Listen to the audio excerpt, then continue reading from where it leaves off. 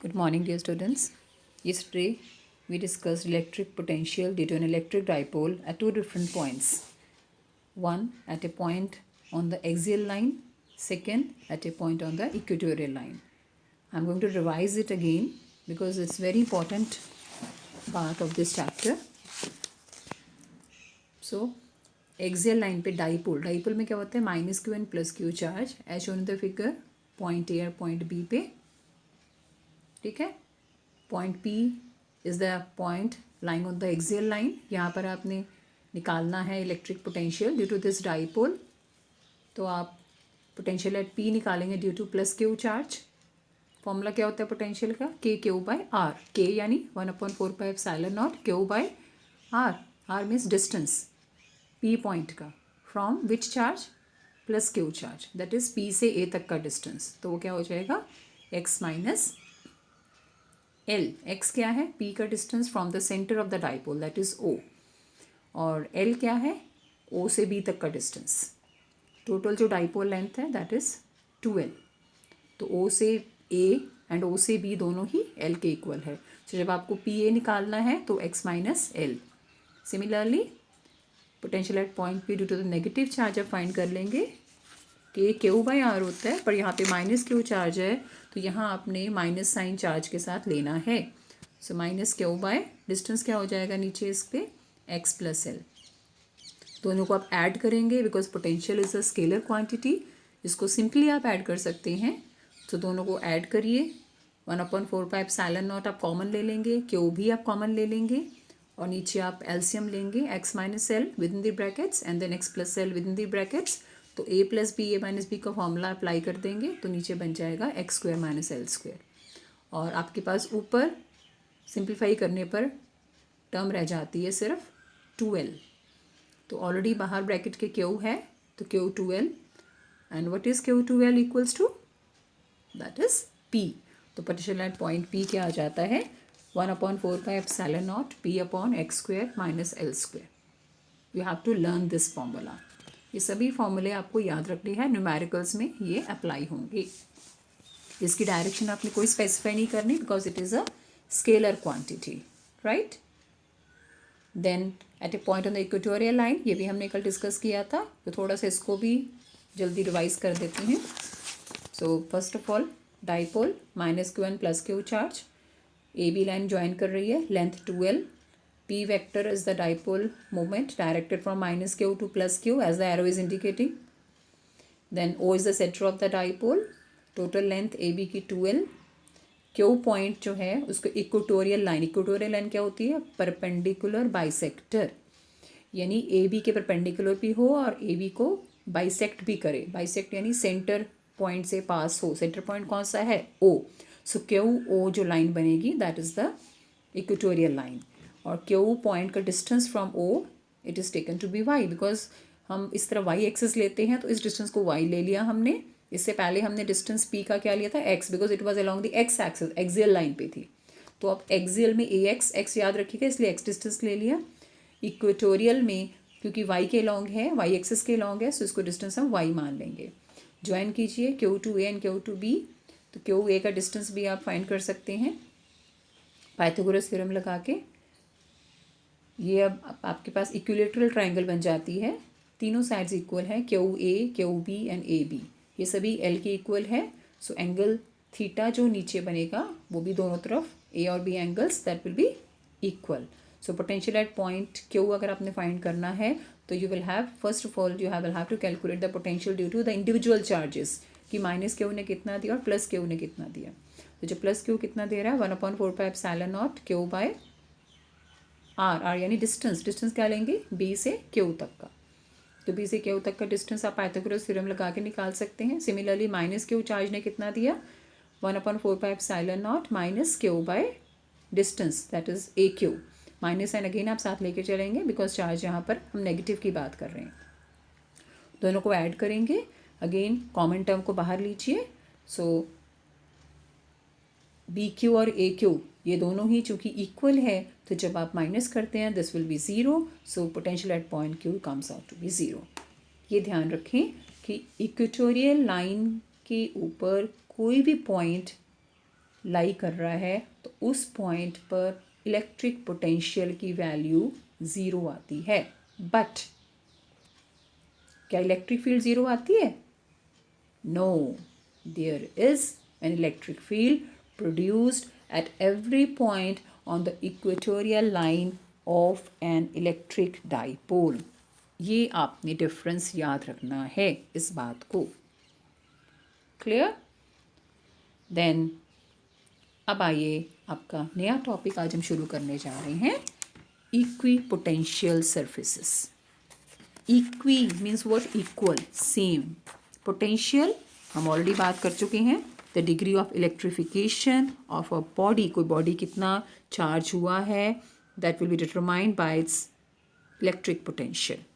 Know what is meant by the equi potential surface? ये क्या है? Surface at every point of which the potential due to charge distribution is the same is called equipotential surface। ऐसा surface जिसके हर point पे potential की value same आ रही है charge distribution की वजह से। कुछ सिस्टम में कुछ चार्जेस पड़े हैं, डिस्ट्रीब्यूटेड हैं, तो उनकी वजह से अगर कोई ऐसा सरफेस है जिसके हर पॉइंट पे इलेक्ट्रिक पोटेंशियल की वैल्यू सेम आती है तो उस सरफेस को हम क्या कहते हैं? Equi potential surface.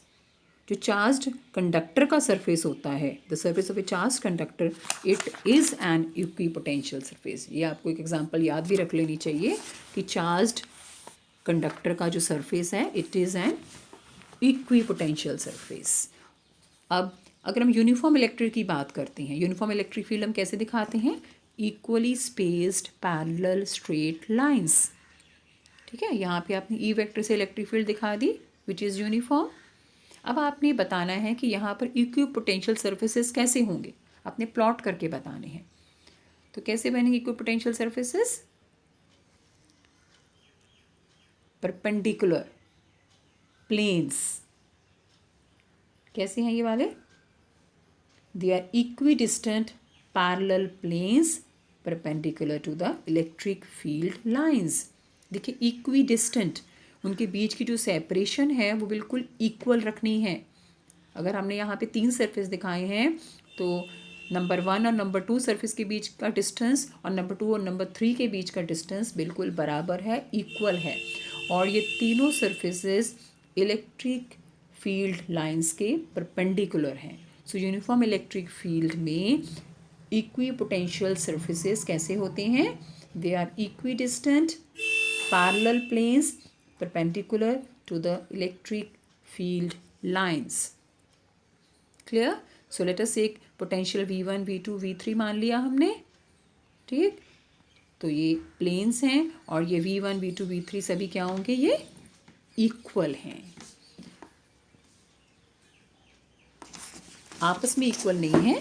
यानी इस सरफेस पे जो पोटेंशियल आ रहा है V1, हर पॉइंट पे जो पोटेंशियल है वो सेम आएगा। सिमिलरली इस पोटेंशियल सेकंड सरफेस पे जो पोटेंशियल आ रहा है वो सभी पे उन पे पोटेंशियल सेम आएगा, यानी हर पॉइंट का पोटेंशियल उस सरफेस पे V2 के इक्वल है। सिमिलरली थर्ड सरफेस पर जितने भी पॉइंट्स लाई कर रहे हैं उन सभी पॉइंट्स का जो पोटेंशियल है वो V3 के इक्वल है। ये आपस में इक्वल नहीं है, V1 V2 V3 आपस में इक्वल नहीं है, बट इन सरफेसेस के ऊपर जो पॉइंट्स लाई कर रहे हैं उन सभी सरफेसेस पे पोटेंशियल्स की value that is equal. Clear? तो next come to our isolated charge. अगर अकेला एक चार्ज पड़ा है आपके पास, सपोज करिए एक पॉजिटिव चार्ज आपके पास है, you are asked to plot equipotential surfaces for an isolated positive charge. सबसे पहले आप क्या करेंगे? इलेक्ट्रिक फील्ड लाइंस बनाएंगे। They are directed radially outwards, ये हम ऑलरेडी बात कर चुके हैं पहले। ठीक है, तो यहाँ पर इक्वी पोटेंशियल सर्फेसेस कैसे बनेंगे? They are concentric spherical shells with their centre at the point charge. आप देख सकते हो आपने कंसेंट्रिक स्फेरिकल शेल्स बनाए हैं, राइट? और उन सभी का सेंटर कहाँ पे है? पॉइंट चार्ज पे, दैट इज पॉजिटिव पे है सभी का सेंटर। क्लियर?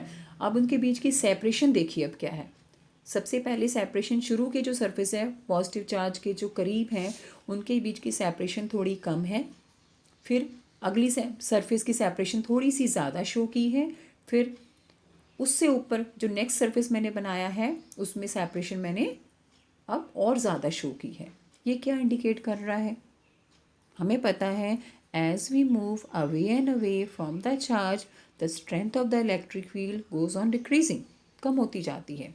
तो अगर इलेक्ट्रिक फील्ड की स्ट्रेंथ कम हो रही है, ई की वैल्यू कम हो रही है, तो इसका मतलब जो स्पेसिंग है सरफेसेस के बीच की, जो डिस्टेंस है, it will go on increasing because electric field intensity का spacing between the equipotential surfaces के बीच आपस में इन्वर्स रिलेशन है।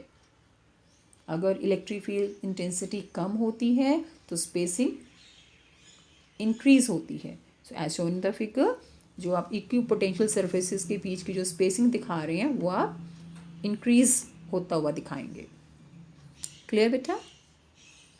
सो spherical equipotential surfaces they are concentric as shown in the figure. ये आपने प्लॉट करना है अपनी कॉपी पर। Then properties of equipotential surfaces. अब हमने इसकी कुछ प्रॉपर्टीज डिस्कस करनी है, राइट? सबसे फर्स्ट प्रॉपर्टी क्या है? No work is done in moving a test charge from one point to another on an equipotential surface. कुछ भी काम नहीं करना पड़ता अगर आप किसी टेस्ट चार्ज को सरफेस पे मूव कराते हैं। How to explain this? We have studied this relation V V minus V A is equal to delta V is equal to W A B upon Q naught. जब हमने potential difference define किया था हमने उसमें ये relation पढ़ा था। Clear? अब अगर हर पॉइंट पे पोटेंशियल सेम है, सेम क्यों है? बिकॉज इक्वी पोटेंशियल सरफेस है। So V B will be equal to V A हम ले सकते हैं, और जब आप इक्वल ले रहे हैं तो V B minus V A की वैल्यू क्या आ जाएगी? Zero. So W A B upon Q naught equals to zero आ जाएगा, और W A B equals to zero. It means no work is done in moving a test charge over an equipotential surface. First property of equipotential surface. Clear? Now come to the second property. The electric field is always perpendicular to the element dl of the equipotential surface. Electric field क्या है? हमेशा perpendicular है, normal है to the equipotential surface at every point. और इसको कैसे explain करें? Now since no work is done on equipotential surface, तो हम ये रिलेशन भी हमने पहले किया था, W A B is equal to what? Negative of the line integral of electric field from the points A to B. तो this will come out to be zero. No work done तो हम already prove कर चुके हैं first property में। सो ये equals to zero हो जाएगा। That is E dot D L vector जो आप ले रहे हैं इट इज़ ज़ीरो। अब डॉट प्रोडक्ट है, जब आप इसको ओपन करेंगे तो कॉस थीटा आता है। So E D L cos theta is equal to zero. अब ई भी ज़ीरो नहीं है, डी एल भी ज़ीरो नहीं है, it means cos theta equals to zero आ जाएगा। एंड कॉस थीटा ज़ीरो कब होता है? जब theta is equal to 90 degree. अब आगे बात perpendicular, it means angle between electric field E vector and element surface का जो आप ले रहे हैं डी एल वेक्टर, उनके बीच का जो एंगल है it is 90 degree. In other words the direction of the electric field is normal to the equipotential surface at every point. तो आपने सेकेंड प्रॉपर्टी को प्रूव भी कर दिया। Clear? Now third property, equipotential surfaces indicate regions of strong or weak electric field. ये आपको electric field की strength के बारे में भी बताता है कि वो स्ट्रॉन्ग है या वीक है। मैंने अभी आपको बताया कि इलेक्ट्रिक फील्ड इंटेंसिटी का स्पेसिंग बिटवीन इक्विपोटेंशियल सरफेसेस का आपस में इन्वर्स रिलेशन है। So electric field is what? It is defined as negative of potential gradient. That is E is equal to minus dV by dr. What is dV? Potential difference. And what is dr? Spacing between the equipotential surfaces. अगर आप dV को constant ले लेते हैं, right, जब आप में दो पैरामीटर्स का रिलेशन स्टडी करना है, then third quantity is to be taken constant. तो इस रिलेशन में E, dV एंड dr तीन क्वांटिटीज आ रही हैं. तो let us take dV constant, then what we get, E is inversely proportional to dr, right, और you can say dr is inversely proportional to E. यानी कि अगर E की वैल्यू कम होती है तो dr की वैल्यू बढ़ेगी, यानी कि स्पेसिंग बढ़ेगी. जैसे कि आपने पीछे प्लॉटिंग में दिखाया पॉजिटिव चार्ज के लिए, सिमिलर प्लॉटिंग आप नेगेटिव चार्ज के लिए भी करेंगे खुद से. So if E is strong, dr will be small. That is, the separation of equipotential surfaces will be smaller and the equipotential surfaces are crowded. They will be closer to each other and vice versa. Clear, I think, सबको? Right? Now come to the fourth property of equipotential surface. Two equipotential surfaces cannot intersect. ये कभी भी आपस में intersect नहीं कर सकते. क्यों नहीं कर सकते? Let us find out its answer. If two equipotential surfaces intersect, मान लेते हैं दोनों इंटरसेक्ट करते हैं, तो क्या होगा? Then at the point of intersection there will be two values of the electric potential. उस पॉइंट ऑफ इंटरसेक्शन पे इलेक्ट्रिक पोटेंशियल की दो वैल्यूज़ आ जाती हैं. कैसे आ जाती हैं? मैंने अभी आपको बताया था पीछे प्रॉपर्टीज़ में कि इलेक्ट्रिक फील्ड हमेशा नॉर्मल होगी इक्विपोटेंशियल सरफेस के. ठीक है. अब जब अगर दो सरफेस आपस में इंटरसेक्ट कर रहे हैं तो जो पॉइंट है इंटरसेक्शन का दोनों सरफेस पे लाई करेगा. उस पॉइंट पे यानी कि आप दो नॉर्मल्स ड्रॉ कर सकते हो. एक सरफेस 1 के नॉर्मल हो जाएगा, एक सरफेस 2 के नॉर्मल हो जाएगा. अब ये जो दोनों नॉर्मल्स आपने बनाए हैं, ये दोनों नॉर्मल्स क्या हैं? इलेक्ट्रिक फील्ड को बताएगा, इंडिकेट करेगा, रिप्रेजेंट करेगा. यानी कि एक ही पॉइंट पे इलेक्ट्रिक फील्ड की दो वैल्यूज़, और यू कैन से इलेक्ट्रिक पोटेंशियल की भी दो वैल्यूज़, क्योंकि वो दोनों सरफेस पे लाई कर रही हैं. दोनों पोटेंशियल पे इक्विपोटेंशियल सरफेसेस पे इलेक्ट्रिक पोटेंशियल की वैल्यू भी तो अलग अलग होनी है. तो इसका मतलब हम कैसे इसको एक्सप्लेन कर सकते हैं? Two equipotential surfaces can not intersect because, पहली बात, two values of electric potential at the same point of intersection which is not possible. आप ये भी कह सकते हो, यानी कि दो वैल्यूज़ हो जाएंगी किसकी? इलेक्ट्रिक पोटेंशियल की एक ही पॉइंट पे, जो कि पॉसिबल नहीं है. इन अदर वर्ड्स आप ये भी कह सकते हो कि उस एक ही पॉइंट पे इलेक्ट्रिक फील्ड की दो वैल्यूज़ हो जाएंगी, जो कि वो भी पॉसिबल नहीं है. So no two equipotential surfaces can intersect each other. Clear? ये आप properties of electric field lines को भी आप रेफर कर सकते हैं थोड़ी सी इसकी और क्लैरिटी के लिए. Right. So come to the some important points. Electric potential is a scalar quantity. हम बात कर चुके हैं already, because it is no direction, सिर्फ मैग्नीट्यूड होता है इसका. जबकि पोटेंशियल ग्रेडियंट क्या है?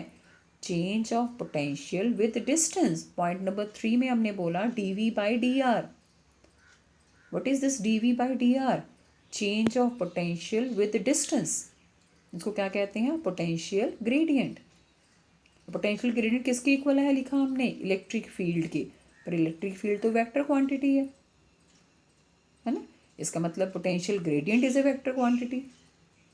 But what about potential? Potential is a scalar quantity. So do remember this thing, that electric potential is a scalar quantity, but electric potential gradient is a vector quantity. The negative sign of the potential gradient shows that the rate of change of potential with distance is always against the electric field intensity. Negative sign का indicate कर रहा है the rate of change of potential with distance, that is potential gradient, is always किसके against है? E के, electric field intensity के. I think आप सभी को इतना clear है. This is all about today's lecture. I will ask you to note down the content studied today from the PPT and go through it, read it once again. If you have any doubt regarding the topics we have learned today, do ask me anytime. Don't cram anything. Try to get the concept. Okay? Concept clarity is more important. Thank you very much.